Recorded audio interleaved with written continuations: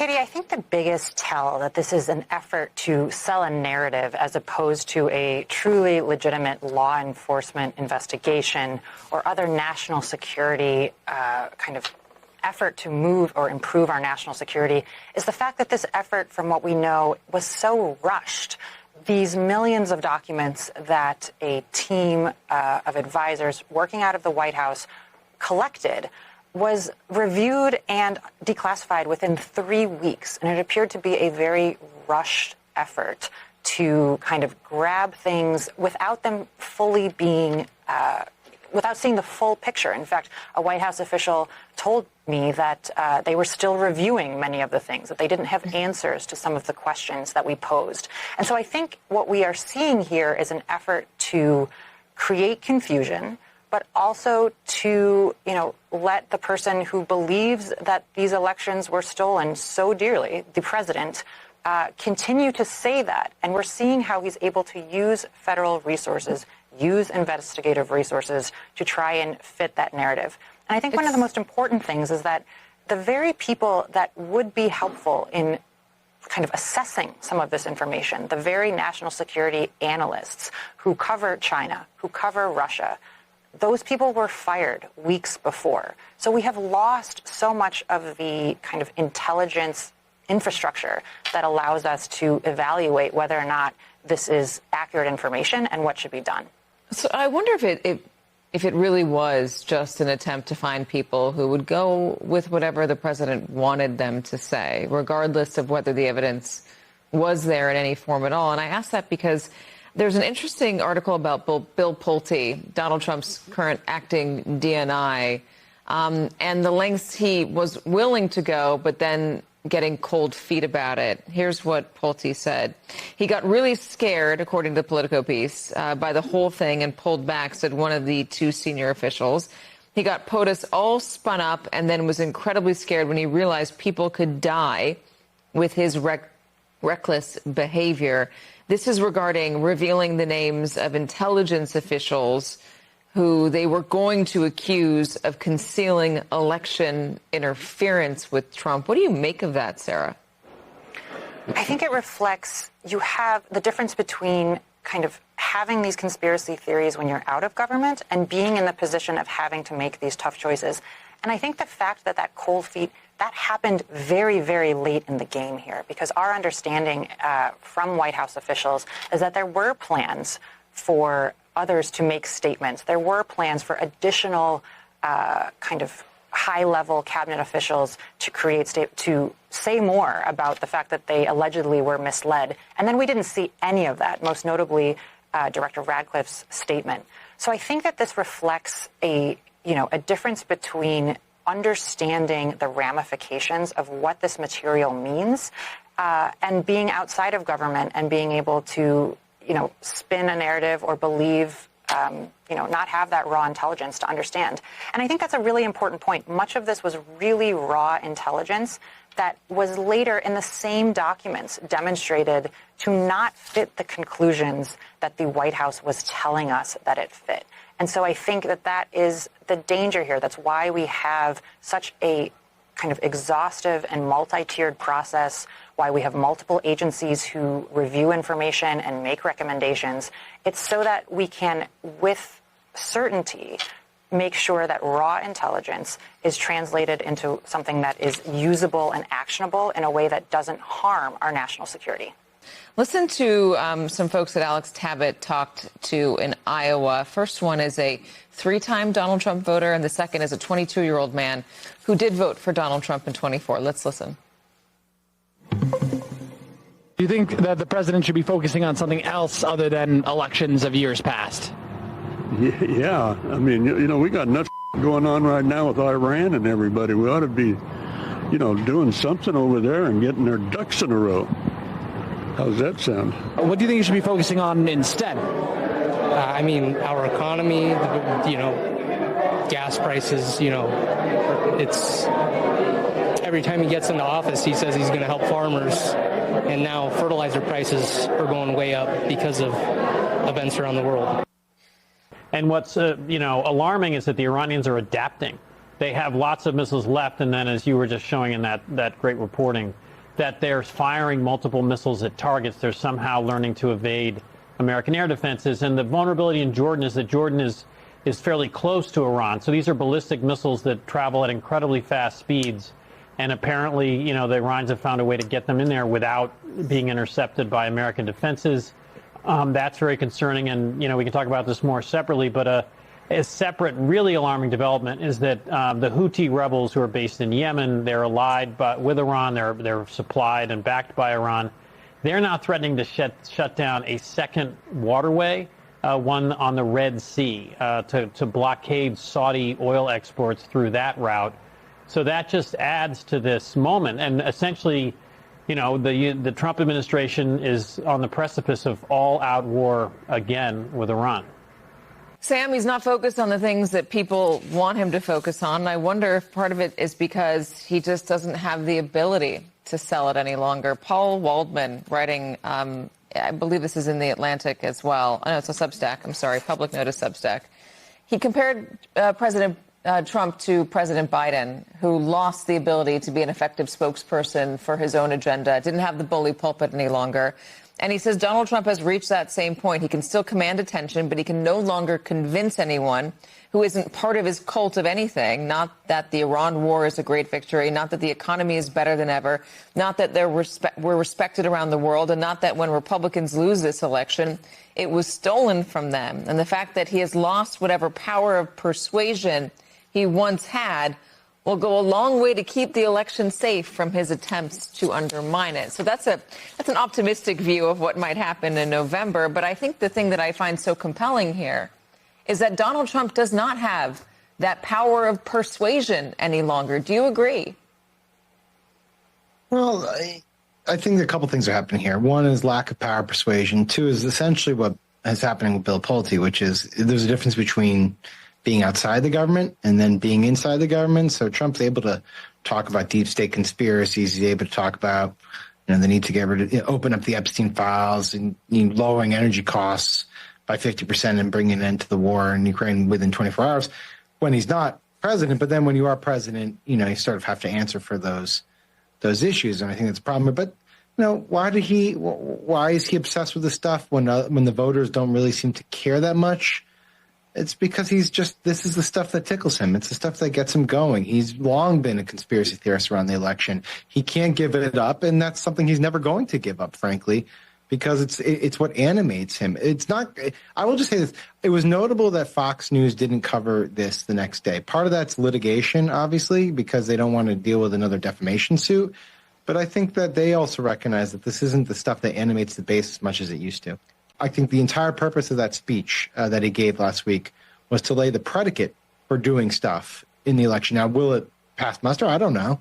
But, you know, you can make the case that he wants to nationalize the elections, or that even after the elections are done, he'll say, well, this was contaminated by foreign interference or non-citizen voting, and therefore we can't trust or seat these people who rightfully won the election. We have plenty of history of Trump meddling in elections. Look back to January 6th. Right? Like, I don't think that this is no longer an issue to be concerned about. Tom, do you think there are levers of power that he's going to be able to use? Yes, I do. And look, I think that this analysis saying that, well, Trump has lost his powers of persuasion and this whole focus on the election, this is all signs of desperation. I don't buy any of that. I think he has a profound core belief that the 2020 election was stolen, and he wants to just keep riding that horse. That's what we've seen. I also disagree with the idea that maybe some in the White House hold that the road to midterm success for the Republicans is by relitigating the 2020 election.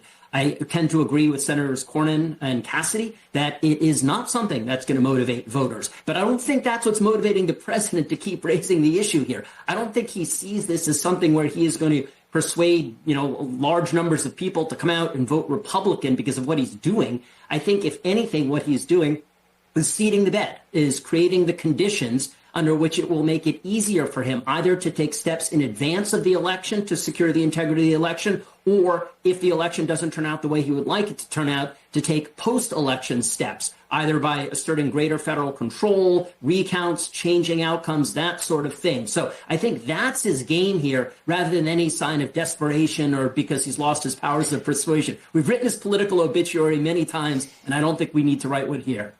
But can I try and go to the bigger picture and what's happening? What I think is going on right now, and you got to take a look at the operational campaign of both nations. So instead of merely destroying weapons, the U.S. Bombing things and striking things, the U.S. now appears to be attacking the systems and encircling the cities that allow Iran to regenerate military power. That's also an attempt to reduce their societal will, because the Trump administration believes there's a split between the Republican guards and the Ayatollah and the citizens. So they are bombing places like Bandar Abbas and Isfahan, transportation hubs, bridges, fuel distribution sites. And that's separating the IRGC from its support system, but it's also increasing economic pressure, so they think, on the Iranian government. And they believe they're trying to force a strategic decision that would present Iran's leadership with that decision on whether they continue the conflict or go back to the negotiating table. Now, on the other hand, Iran, they're keeping the straits closed. They're continuing to deplete U.S. defense capabilities, especially the rockets or the air defense systems that we have in the region. They're dividing the U.S. from their allies in the region, as we've seen in Jordan and Qatar and Kuwait and the UAE.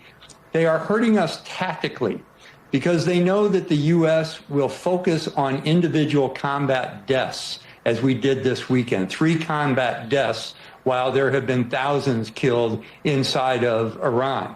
They're opening new fronts for the proxies, like David just mentioned, especially the Houthis in the Bab el-Mandab Strait. That could close another waterway and could cause even more economic problems. So what the Iranians are doing while we're bombing locations, they're trading space for time, and they're putting our allies and internal elements in the United States against us. So when you look at not the what they're doing, but the why they're doing it, it becomes pretty clear to me, if I'm analyzing this conflict, that Iran still has the upper hand. Think he'll declare it a national emergency? I don't. That said, I think that he will take or pull whatever federal levers of power he has, both in advance of the election and subsequent to the election. And look, a lot of these powers that he could exercise don't require him declaring a state of emergency. So I'm not convinced that that's the road he's going to take. But do I think he is going to explore, and this White House is going to explore whatever they can do before and after the election? Yes, I do. It's Monday, 20 July in the year of our Lord 2026. There's more than enough evidence already to declare a national security emergency. There's more than enough evidence been laid out as a predicate for actions the president has taken. Now, the president still has, and they're here until August 10th, I think, so they're here for a couple more weeks. And they're discussing, I don't want to call them gimmicks, let me call them alternatives to a U.S. Senate that is basically treating the president of the United States as a lame duck. You can read any article you want. The Republican establishment has absolutely zero interest in election integrity. They have this is why it's been crickets from places like the Republican establishment in Georgia, right? And of course on Capitol Hill and Fox News. Fox News is not going to step in, folks, because they called the Arizona election at 8 o'clock at night and then paid an $800 million fine to a company that obviously didn't need to pay a fine for. What is that about? Very confusing, and quite confusing why, of course, Murdoch's association with the CCP, his kowtowing to the CCP all the time, but they have not covered 1 second of that. That being said, the evidence is overwhelming, and more evidence is going to come out laying the predicate why you have to have either an executive order or some type of executive action, either from DHS or the intel agencies or the FBI, to secure the 2020 election. Obviously, ICE has to be there. the situation with illegal aliens and quote unquote alien, non-citizens on the voter rolls, 278,000. We're going to get to all that. We're going to break it all down as it heats up today in Washington, D.C. Steve Cortes is going to join us and talk about the invasion, not just simply of the United States, but the great state of Maine from Somalia. Next.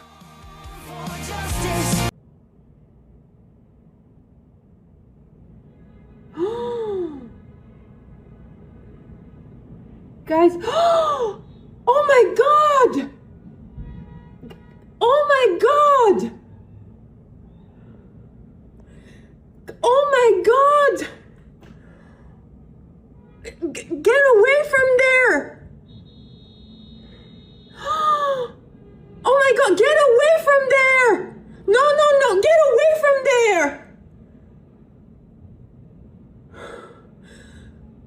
Oh my God!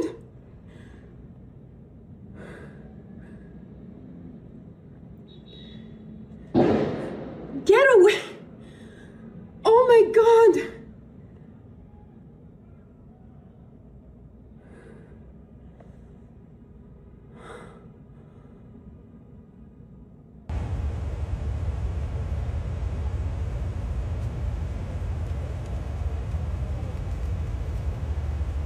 Mr. Arabaka came armed with bad intentions. I will say that 26 Federal Plaza has long been a target of extremists, of terrorists, and today the extremism was brought here. The building was attacked. Mr. Arabaka was looking to injure people and harm people. He had 2 axes, a hammer, a machete, and 3 knives, fixed blade knives.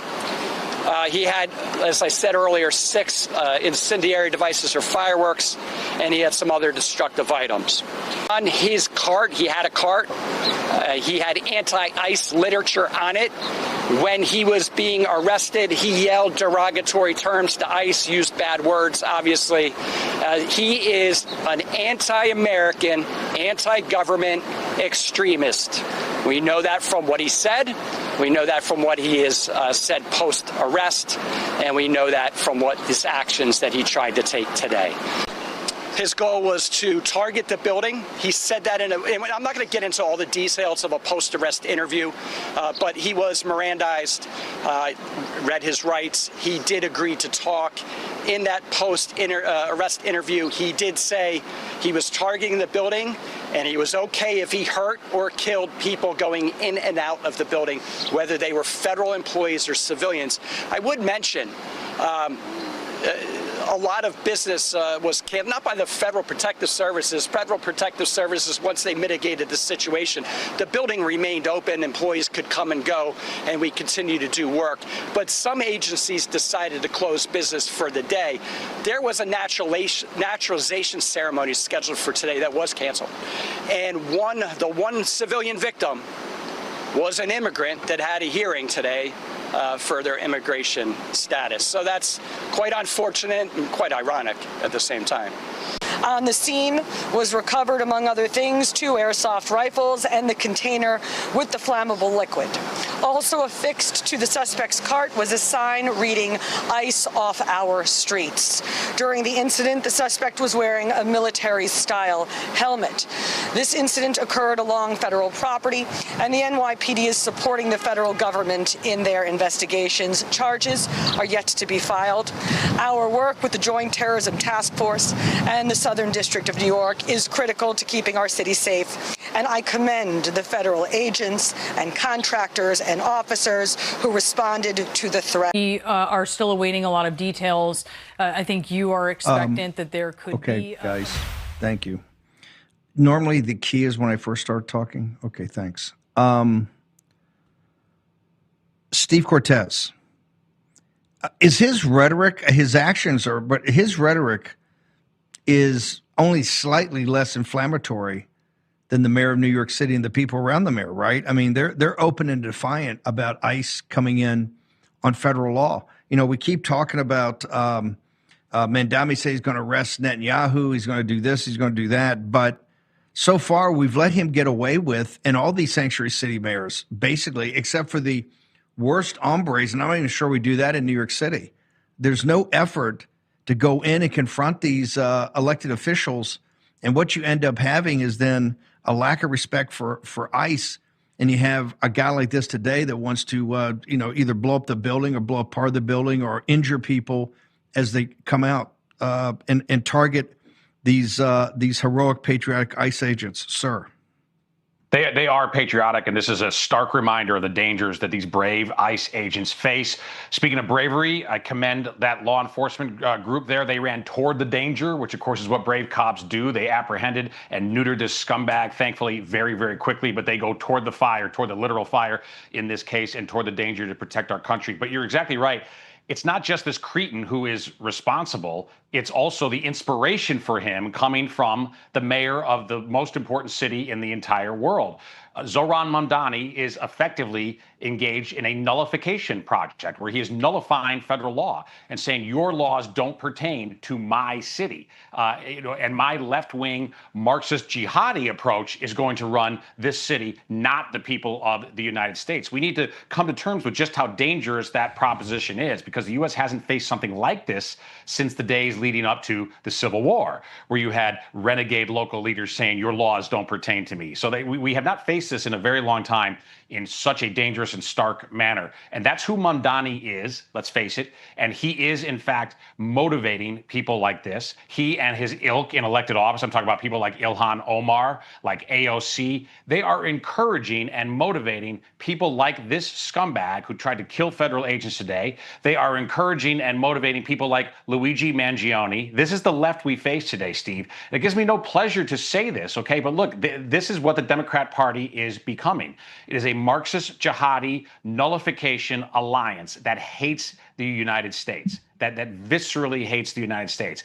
And we cannot confront and defeat our enemy unless we're willing to recognize and describe who they are exactly. And so we can't get lost in sort of social niceties. We can't talk about bipartisanship. No, this is an opponent to be vanquished, an opponent that would ruin the United States, that seeks to, an opponent that increasingly uses violence as a means of political power acquisition. We see it right here, unfortunately, in brutal display in the middle of Manhattan today. And all of us who are patriotic citizens need to back ICE even more. So not only is this not a time to slow down enforcement, in fact, it's a time to accelerate enforcement in this country. Let's have ICE's back even more. Let's get even more aggressive. We should be going to more workplaces. Of course, to your point, ICE should be at the polling places to make sure that we have a clean election in November and that foreigners don't change the votes in these cities, because we know that people like Mamdani are trying to get them to do exactly that. So, in a strange, twisted sense, perhaps it's good for the country to see something as shocking as what we saw today.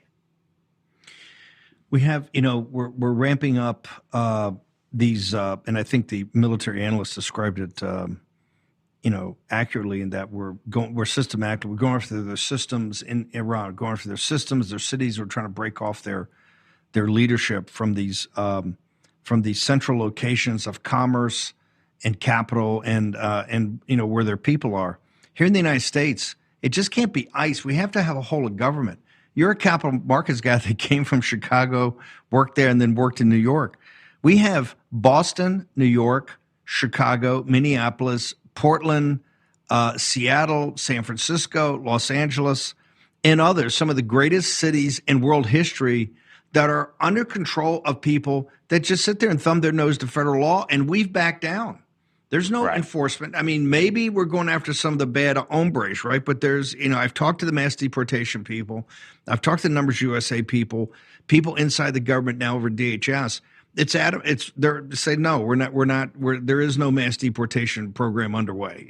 Mullins can come out and say anything he wants. It's just not happening. This is just festering. It's not going to get better. And a midterm election doesn't matter, because the people that voted for President Trump support this. In fact, many of the independents and moderate Democrats supported this. Is why they voted for President Trump. What has to happen here? Or whole of government in the one of the reconciliation bill, there's $1 billion for the rebuilding the tunnel in New York City or Penn Station or something. We're continuing to fund them. If you look at the budget bill, We're giving New York City, these metropolitan areas, and all the social welfare programs, they're fully funded. If we don't shut it all down, it ain't going to shut it down itself, sir. No, absolutely not. It will not happen from just inertia or, the patriotic goodwill of these folks, because they're not patriots and there's no goodwill. They're violent nihilist leftists, and we need to realize that. So, yes, what do we do, though? What's the action plan? First of all, get as tough as possible on deportations. No more talk like this ridiculous headline about the Secretary of Homeland Security cooperating with big business because big business is worried about losing its illegal migrant workforce. No more of that BS. But in terms of affirmative action that can be taken, accelerating deportations, particularly at work sites. We also need to your point, cut off the funds to these renegade cities. You need to choke the beast because they're totally dependent on federal dollars. We have earned federal power, right? Earned it through the ballot box, through an amazing 2024 win, including the popular vote win. Let's now use the power that was entrusted to our movement. And immigration, by the way, immigration control remains by far the strongest area in all of my polling for President Trump, for the Republican Party, for our movement. It is by far the best issue. And yet it's the first issue where establishment Republicans want us to cave and go soft. But then let me give you an additional action item, Steve, that I think is very necessary. It should have already been used. In the case of these mayors, we've got to go arrest some of these mayors. For example, Jacob Frey, that scumbag in Minneapolis, he should have been arrested when he was clearly instigating revolts against federal law enforcement, against ICE agents, against Customs and Border Patrol in his city of Minneapolis. Go arrest these guys. Arrest Mamdani. They are committing crimes when they encourage this kind of illegality. Steve, hang on for 1 second. We're going to get into people may be shocked about this. What happened in Minnesota is happening in Maine to a huge degree, and you've got investigative reporting on it. 866-513-5516. That's 866-513-5516. That's the number for Tax Network USA. It's a hotline. You get a free consultation, a discovery call to find out kind of the bid and the ask, what the IRS thinks you owe, and an analysis by independent people of what you actually do owe. Tax Network USA, they will represent you all the way through. This is no obligation. This is totally free. Cameron Kinsey from the first term helped set it up. Check it out today, Tax Network USA. Magnificent cathedral in Lewiston, Maine. French Catholics founded and settled this place, and they built amazing structures to glorify God. They brought the best from the old world to the new world. Very different reality now, with tens of thousands of African third world migrants arriving in this country, especially Somalis settling here in Lewiston. They're not building these kinds of structures. They're not coming here to make great things. They're coming to take from the United States through schemes, through frauds, not assimilating. That's the kind of immigration we used to have. That's what we still should have. So I'm here in Lewiston, Maine, in small town, rural Maine, and there is a mosque. That might surprise you, but that's because there are thousands and thousands of Somalis in Lewiston, Maine. This is not working at all for this community, not working at large for the United States. This mass migration from the third world, particularly Muslim mass migration. I'm filming a documentary, a lot more content ahead. Steve, it's known if you talk to people up there, they're stealing with both hands. They got these bogus social welfare. How did they end up?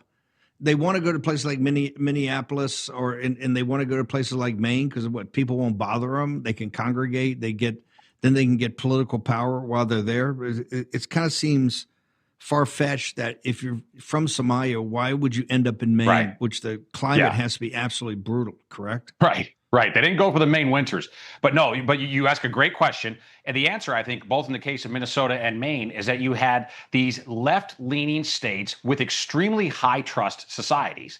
And so that level of trust was then manipulated. And that level of self-guilt was manipulated by American NGOs and by these third world migrants themselves. In the case specifically of the Somalis in Maine, they're a bit different than the Minnesota story.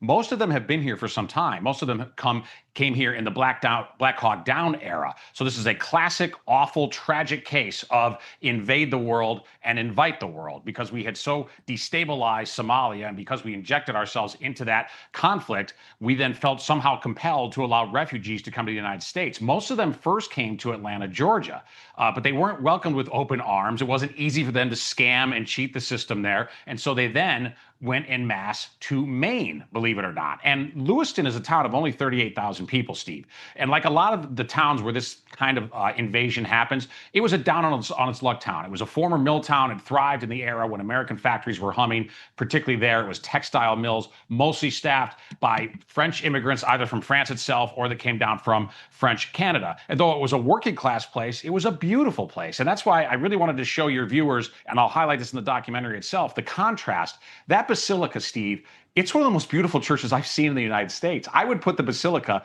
in troubled Lewiston, Maine. I'd put that basilica up against some of the great cathedrals that I've seen in Europe. And clearly these French migrants wanted to bring the best of the old world. And again, as I mentioned there, they were makers, not takers.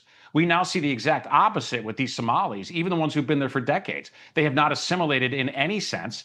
The schools in Lewiston, Maine, the public schools, are now majority foreign language learners. Test scores, as you might guess, have absolutely plunged. Gun crime has skyrocketed. And right next to that pathetic mosque, I wanted to show that building too, because I think it's important. What the prior immigrants, what they built versus what this new group is building, that dilapidated, pathetic mosque, right next to that, Steve, I mean, feet away, is the Maine NGO that serves as the funnel for all of the scams that the Somalis are running. And they're in Maine. And by the way, I interviewed the head of the Maine Wire. Steve Robinson is just doing fantastic work. And he is exposing what these Somali migrants are doing in the scams. It's a lot like Minnesota, not quite as big, but the same kinds of scams, mostly related to healthcare, Medicare, Medicaid fraud. And a lot of it in this case, which is really appalling, Steve, is being sent back to Somalia to fund a civil war to the semi-autonomous state known as Jubaland. Now, most Americans probably have never heard of Jubaland, okay? But it's an area, semi-autonomous area in the south of Sudan that is effectively at war with Mogadishu. And guess what? The taxpayers of Maine are paying for this conflict through scams. So not only do the good people of Maine have to deal with these unassimilated Muslim migrants in their community, but on top of it, their money is getting sent to the homeland of these problematic Somalis to fund a civil war. And by the way, Maine, all of a sudden, which has a balanced budget requirement, Maine all of a sudden has a huge budget shortfall. And the main reason is excessive unplanned spending in Medicaid and Medicare. And a lot of that coming through scams from the Somalis. So my message is, and I hope through this film, is to wake people up. And this isn't only happening in Minnesota. It's happening in a lot of small towns in America. I previously went to Charleroi, Pennsylvania. Very similar story there. It's Haitians, but a very similar story and much more recent arrivals. Joe Biden did that to Charleroi, Pennsylvania, another working class town that was having a tough time, and then had this absolute disaster thrust upon it. So trying to give a voice to these people who are fighting back, who are proud of their communities, and expose the scam for what it is, and make the case, Steve, and I know this is provocative and controversial, that we shouldn't have Muslim migration into the United States. It is not compatible with our society, with our values, with our Constitution, and with Western civilization. Are the folks up there, how are they fighting back? This seems so over the top and so obvious. This should be pretty straightforward to shut down. Why is it not being shut down? And what are you doing with this documentary to have the backs of the people that want to shut it down?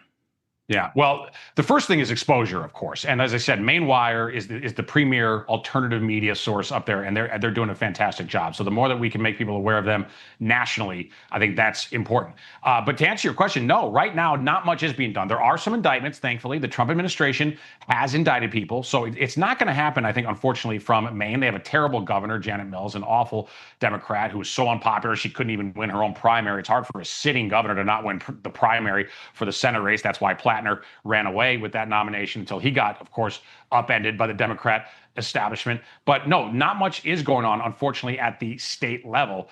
But we do need more federal indictments, more federal scrutiny about what's going on there. And by the way, too, there are a lot of connections between that Lewiston Somali community and the much larger Somali community in Minnesota. But I'd also say this, in some ways, it's even worse for Maine. And here's why. Maine only has 1.4 million people. It's a giant state in land, but it's tiny in population. They don't have a big budget. They have a shortfall now projected of $200 million. For them, that's massive.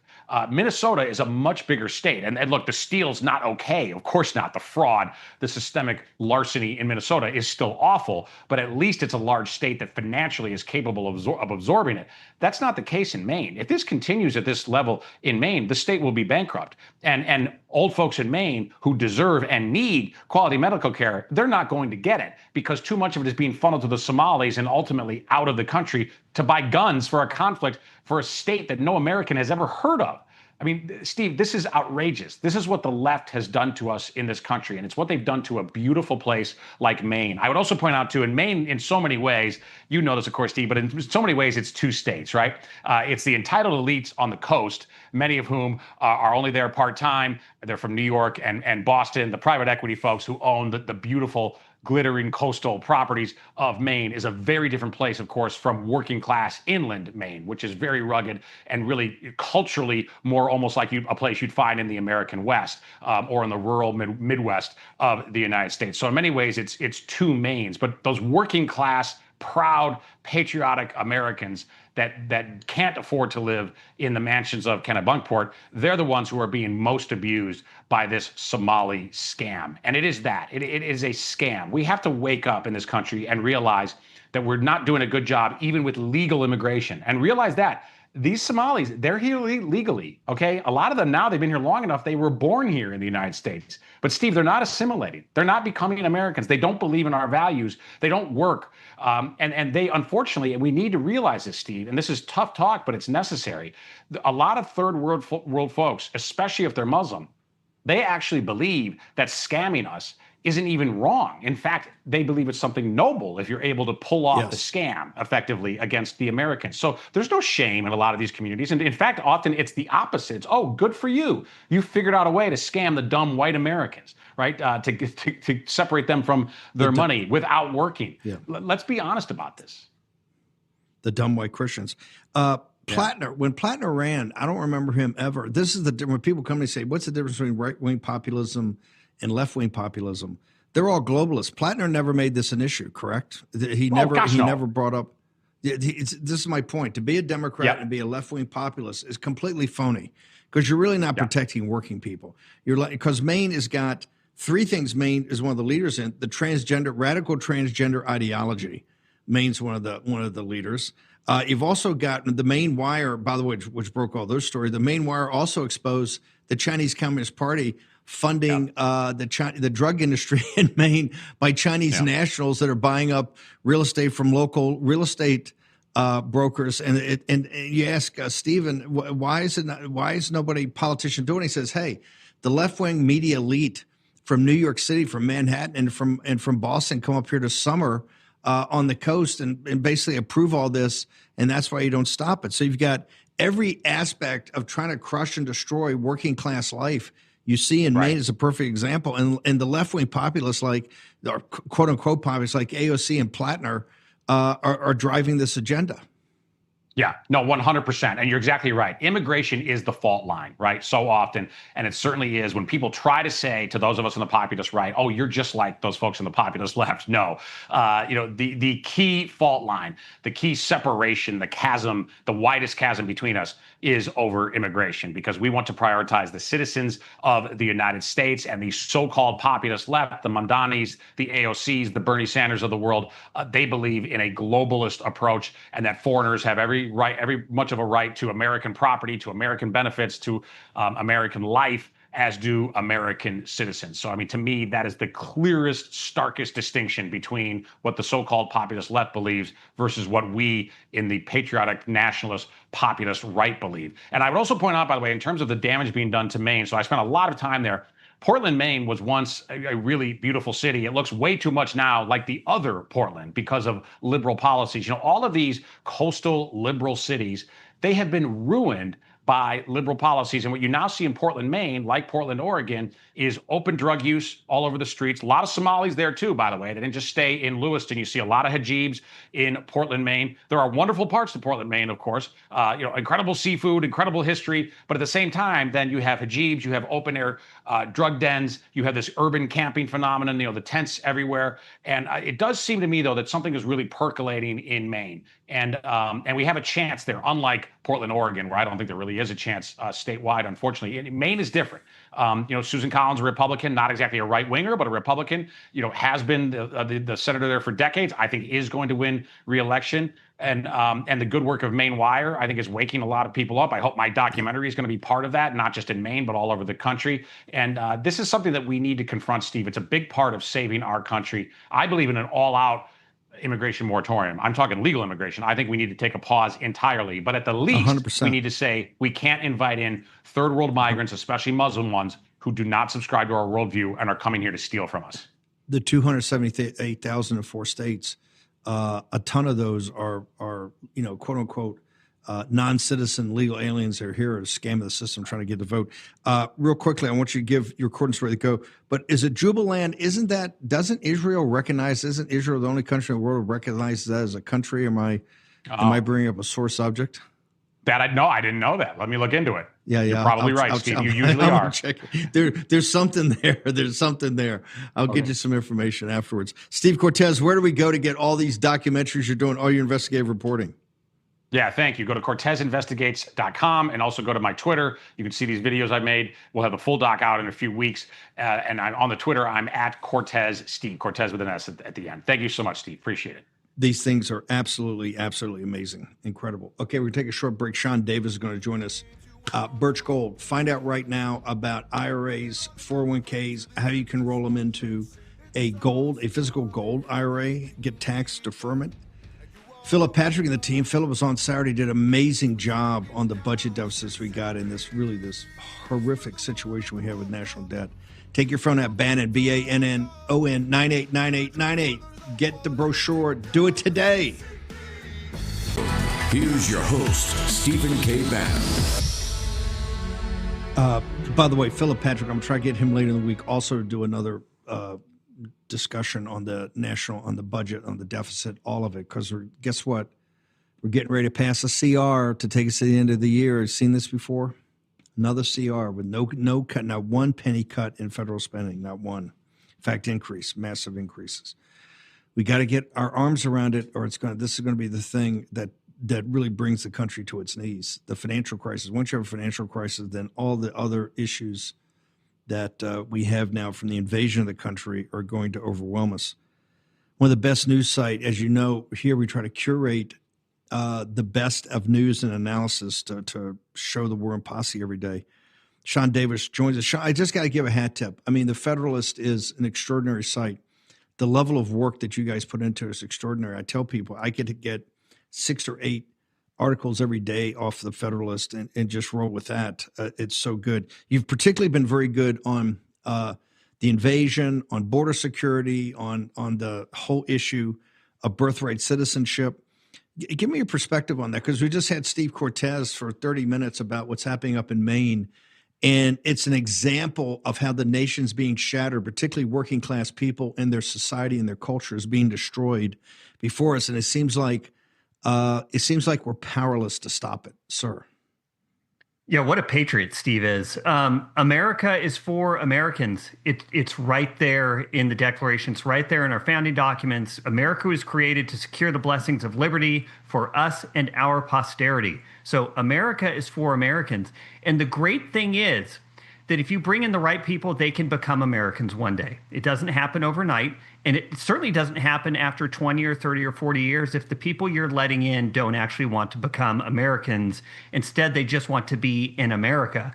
And the Democrat Party has taken advantage of what has happened in this country over the last 50, maybe even 70 years, where it's been flooded with people who want all of the bounty of America, but aren't really interested in becoming Americans or joining in any of the obligations that make the country what it is.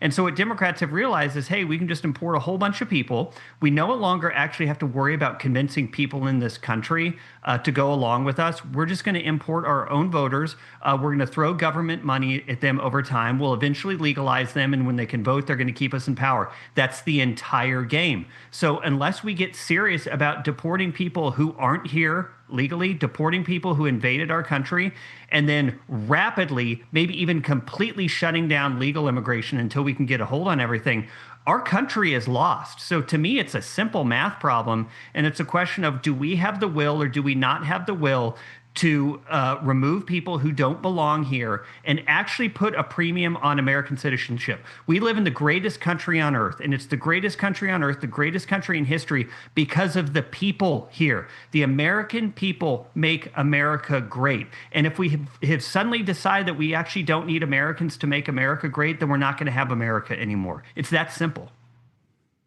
The polling and everything shows that the Trump voters who would turn out in the midterms and secure the House support these policies overwhelmingly, but they continue to show the president. This polling today had DHS secretary, I think, leaked to the Wall Street Journal that they're reaching out to the business community because the business community's concerned that they're not getting these low wages workers in here that are not citizens. There's a bill up in the House. It won't get passed, but the bill in the House by I think 42 Republicans gives amnesty to farm laborers who are not citizens. Since this is such a winning issue for us, has been a winning issue for us, why are we blinking now?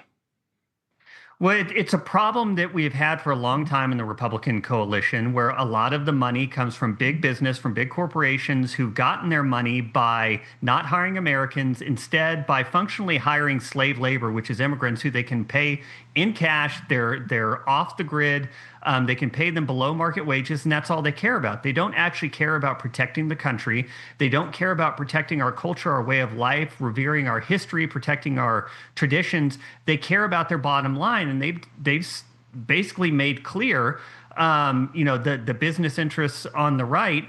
All we care about is the bottom line. We don't actually care about the country. And the great thing about Donald Trump, why he was such a revolutionary politician, is that he came in and said, no, we actually have to save the country. We have to close the border. We have to get rid of the illegals. They're destroying the country. And we are in the midst of, we're not at the beginning, we're not at the end. We're in the midst of an existential battle for the party. And there are a lot of people who thought when Trump won again in 2024 that battle was over. But it's not. We're in the middle of it, and if we give up now, we have no chance. So we have to keep fighting, and we have to keep fighting against the people who care far more about their pocketbooks than they actually do about the American people or the continued success of the American project. The speech the other night from the president, the remarks from the East Room were historic, never been done before by a president. But part of it's centered on the Chinese Communist Party and what they've done to try to steal the 2020 election away from Trump and get rid of him. But also the issue of illegal aliens and alien non-citizens registering to vote. The couple of the major networks decided not to carry it all. The other one cut away. You've made the case that you believe we should start the process to call into question, pull their licenses, their broadcast license, which would essentially destroy their business model. We got about 90 seconds. Your thoughts on that, sir? Yeah, so the thing that people need to remember is the broadcast networks, which are ABC, CBS, NBC, and I think Fox, they have a monopoly on airwaves that are owned by the public. The airwaves belong to the American people. And in exchange for the networks doing certain things, like, doing actual news programs, doing programming that's to the benefit of the whole country, we allow them to have that monopoly. They don't have a birthright to it. We don't believe in birthright broadband monopolies here in this country. They have the privilege of a limited monopoly on the airwaves. And under the rules that we have, we're not talking about new rules or new laws. They are supposed to do certain things that they do not do. Instead, they act like Democrat Party super PACs, like Democrat Party organs, and they go and they treat their news programs as if they are Democrat Party commercials. It's how you have Stephanopoulos at ADC and in all this left-wing propaganda nonsense for Democrats. They're abusing their monopoly control of the airwaves, and it needs to stop. Sean, where do we go to get the Federalist every day? Where do we go to get your social media, sir? Yeah, come find us at thefederalist.com. They can find us on X at FDRLST, and they can find me at Sean M. DAV on X. You come in a little hot every now and again on X. I just want to warn people. A little hot. Sean Davis. The site's amazing. Thank everybody over there. You guys do an incredible job. Thank you, sir. Thank you, Steve. Okay, the next hour, we're going to actually pivot and go to talk about Arizona and talk about Michigan and the stealing of elections. What is actually being done about it now to make sure this does not happen in the 2026 midterm elections, which are about 100 days away. Short break.